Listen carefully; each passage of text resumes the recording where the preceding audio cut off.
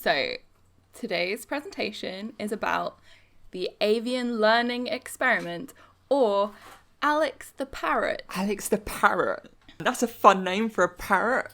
So, in 1977, animal psychologist Irene Pepperberg bought a 1-year-old African grey parrot at a pet store, and thus began her 30-year experiment with him to find out if African grey parrots are capable of learning to use language, not just imitate it. That seems like a really dangerous way to be interacting with a parrot, with it letting it bite your nose. I've seen videos of her and she's like so affectionate with it. Because I was under the impression that parrots were a little bit vicious. I think they can be incredibly friendly. Everything that you say now, I'm going to be comparing in my head to a video I saw the other day of a woman with her crows. The crows were awesome. And they say, hello. Oh, that's great. Of course, we all know that parrots are incredible mimics and are very capable of repeating human words and phrases and all kinds of sounds that they pick up from their environment. We also know that they're very social and they actually need a lot of company and stimulation to be kept happy as a pet. And they can actually live to up to 60 years old. Wow. But that's really old. For a bird, that is not bad going. Yeah, I wouldn't be too upset if I Seriously. had that kind of innings. But at the time, in the 70s, it was thought that only large primate brains were at all capable of such complex problems related to language and learning as to be able to actually understand what any of these words mean. Mm-hmm. So Irene Pepperberg named this African grey parrot, who was 1 year old, Alex, which was an acronym for Avian Learning Experiment. Oh, that's clever. Do you reckon she started with the name and worked backwards, or do you reckon she saw the long form and managed to squeeze that in? I think she started with the name. Yeah. Worked backwards. So she taught Alex over 30 years, the span of his lifetime, using the model rival technique. This involves the student, or in this case, Alex the parrot, observing two trainers interacting, with one giving instructions and the other modeling student behavior, giving correct or incorrect responses and acting as a rival for the instructor's attention. The parrot in the role of student tries to then reproduce the correct behavior. Alex was actually known to try to correct the trainers when they were in the model role if they deliberately answered questions incorrectly. And actually when they eventually started working with other African grey parrots who would do the same to them, he'd be correcting the other parrots on their words. Nerd. This is in many ways how we do next slide, please, with the model rival technique. Yeah. Yeah. Who wants to be the model and who wants to be the rival? Using these techniques, Alex was able to learn over 150 words, the names of over 50 objects which he could identify, and Alex could answer questions about the attributes of those objects, such as colour, relative size, materials. And Alex was even able to count objects up to 8 and do simple addition. That's really impressive for a bird. Of course, there was a lot of skepticism over these findings, and some people suggested that either Irene had simply taught the bird to mimic a script in response to, triggers, and that this was just operative conditioning. But she and her colleagues specifically used questions for Alex to answer that would make it impossible for the results to be generated by just citing words in response, like as a script. And some people also suggested that this could be the clever hands effect. So the clever hands effect relates to the horse, clever hands, which was claimed to be able to perform arithmetic and other puzzle-solving tasks. And in 1907, psychologist Oscar Pfungst demonstrated the horse was not actually performing these mental tasks, but was instead watching for the involuntary, subconscious reactions of the trainer. I see. So, instead of actually learning the thing, he would look at his mate, and if the mate was going, oh, yeah. Didn't they do an episode of The Simpsons about this? Oh, I don't know what happens in The Simpsons. When it was, Maggie was, purportedly a genius, but she wasn't a genius. She was just looking at what Lisa Simpson did. Oh, well, that's exactly it. Yeah, that's really funny. But you can kind of imagine this working with a horse, right? Like a horse that's trying to prove arithmetic ability. You're trying to demonstrate that a horse can count. You've got the horse tapping the ground a number of times, and that's really easy for a horse to be watching the trainer and picking up on subconscious signals from the trainer, where the trainer wants you to stop after a certain tap, right? There's a very slow kind of response that you can kind of see how that can be created out of that scenario. But this is literally with Alex the parrot, it's literally just asking, what color is this? What number is this? What object is this? Yeah. And the parrot answering correctly. Researchers that actually worked with Alex and published data on him said that they were also able to talk, that Alex was able to talk and perform for anyone involved in the project, as well as complete strangers who also recorded findings. So it wasn't just being super attuned to this one person. Yeah. Even though he did look super attuned to that one person. Yeah. Quite attuned. They're very sweet. So these were the kind of questions that Alex was being asked. So he'd be shown two objects and say, what different? What bigger? Alex demonstrated understanding of the concept of bigger, smaller, same, different, and was actually learning over and under when he sadly died in 2007. I guess he just wanted to be under 6 foot ground. No, is that more of a joke? Should No. Do you know when you say something you think instantly regret it the moment it comes out of your mouth?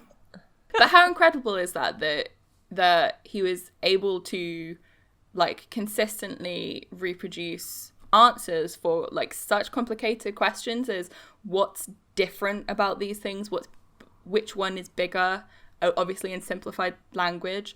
So this photograph, he's being shown two keys, and the fact in the first place that you could teach the parrot that these two objects are the same, that you use the same word to refer to both of these objects, despite them being different colors, despite them being made of different materials, different sizes, is incredible on its own.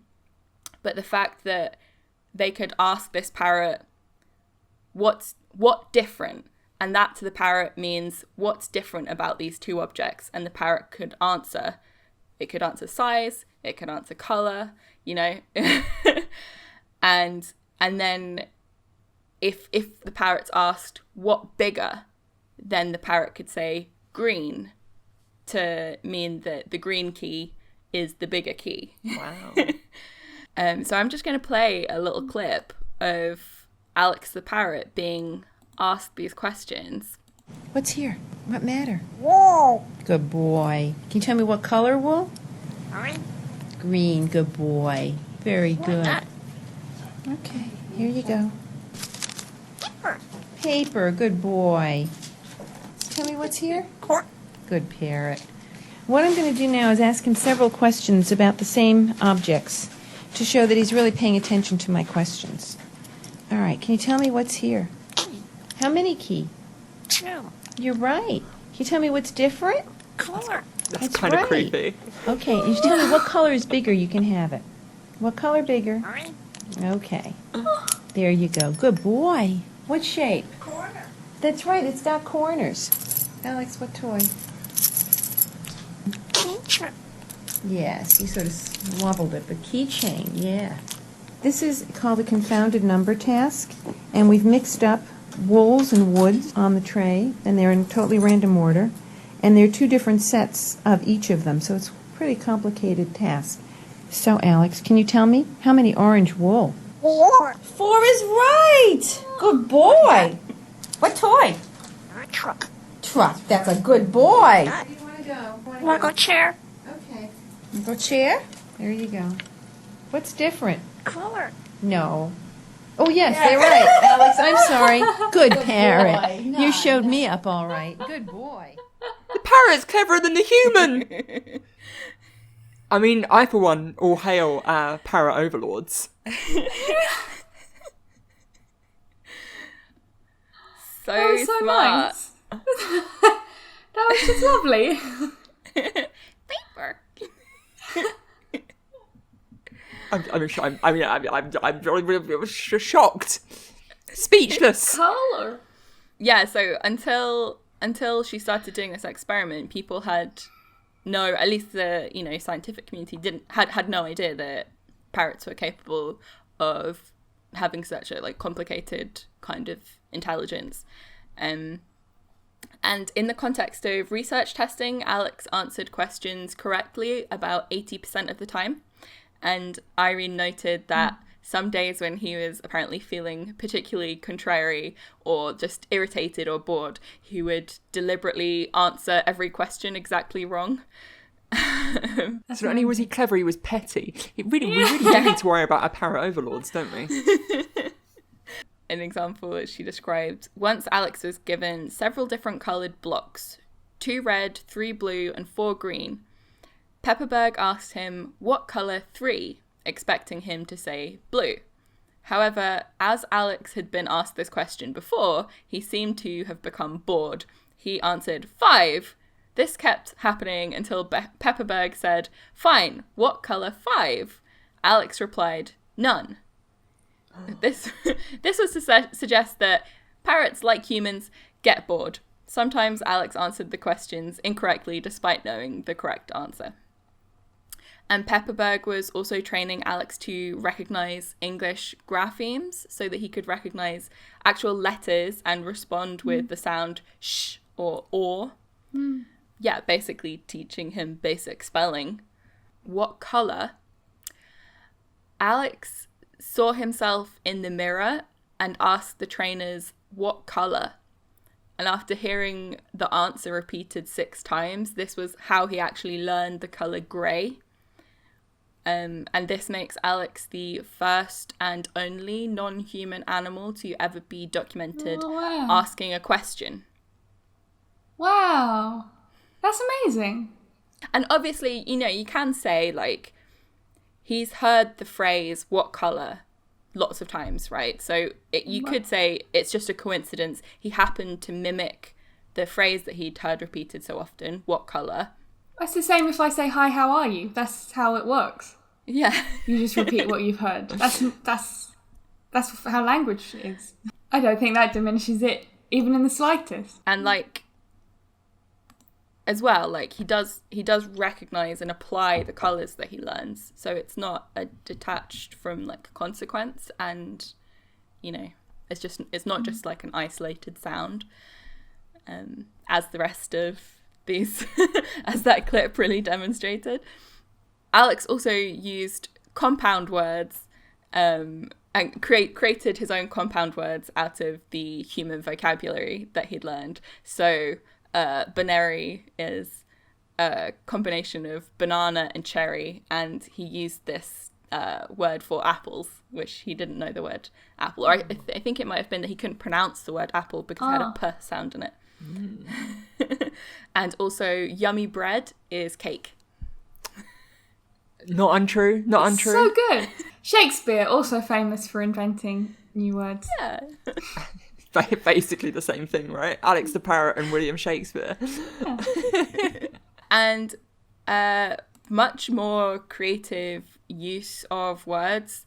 When Alex was tired of questions, he'd say, "Want to go back?" or just "want to go" if he wanted to be moved. If he wanted a specific thing, he'd say, "Want a banana?" "Want a nut?" Sorry. You might have to cut that off. Want a nut? If Alex said want a banana and was instead given a nut by the trainers, he'd stare in silence and then ask for a banana again, or throw the nut at the researcher, or otherwise show annoyance and then ask for the banana again. If a researcher displayed annoyance, he'd try to diffuse it by saying, "I'm sorry." That's so sweet. Was it annoyance specifically at him, or just annoyance about, anything? Like if the researcher was just having a bad day, I'm not sure, but I do know that parrots can, be troublesome. They're quite large, and they can be, They like eating people's noses. Yeah, I'm sure he was perfectly capable of cheeky behaviour that would trigger some annoyance, and he'd say sorry. And he'd learned to use the word no when he was annoyed, or given toys that he didn't want, or portions of food that were too small, or if he didn't want to answer questions, he'd say no. And as I said before, Alex sadly died unexpectedly in 2007. And his last words were to Irene Pepperberg, and he said, "You be good, I love you, see you tomorrow," which were the words that he said every night when Pepperberg left the lab, because they would say those things to each other. You're going to make me cry about a parrot now. You're welcome. I'm equal parts sort of enamoured with this parrot and also terrified of this parrot. I just miss this. I miss the parrot. Why is the parrot not here? Well, thankfully, we have Alex's peers. Griffin, Arthur, and Athena are Alex's peers, who Irene Pepperberg and her colleagues are still working with, and they haven't learned nearly as much as Alex had yet, because they haven't been working with them for as long. They'd been, Irene Pepperberg had been working with Alex for literally 30 years, and he was still learning when he died. He was still learning new words and concepts when he died. But yeah, Irene and Alex demonstrated that African grey parrots are capable of reasoning and are able to use words creatively on a level comparable with dolphins and great apes. This extended study is the source of often cited claims that parrots in fact have intelligence that is comparable to that of a 4-year-old human child.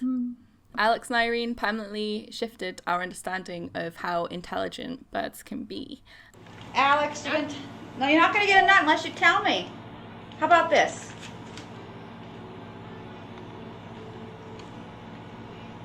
What matter? Wood. There you go. What matter? Rock.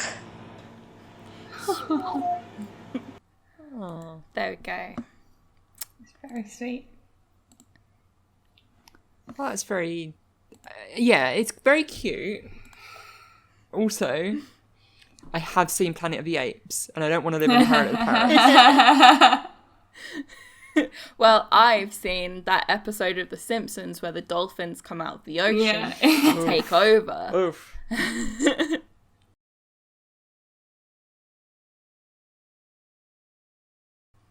That was basically it. Any other thoughts? I love it. I absolutely love it. I almost this week did a video about talking crows. So it was quite lucky that we didn't both.